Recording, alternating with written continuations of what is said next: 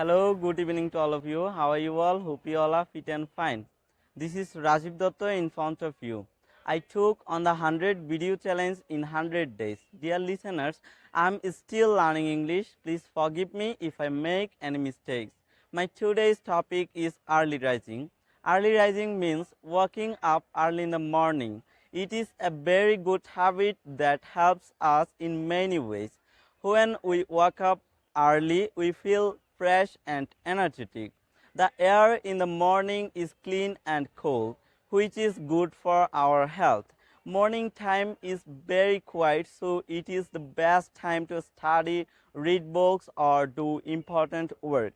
Students who wake up early can concentrate better on their studies. People who exercise in the morning stay fit and strong. Early risers have more time to do their work properly. They do not have to rush and feel stressed. This habit makes people active, organized, and successful in life. Many great people in history, like scientists and leaders, were early risers. They believed that waking up early helped them achieve great things. So early rising is a wonderful habit. It makes our body healthy, our mind sharp, and our life disciplined. Everyone should try to wake up early to enjoy these benefits. Thanks for listening patiently. See you in the next video. Goodbye for today.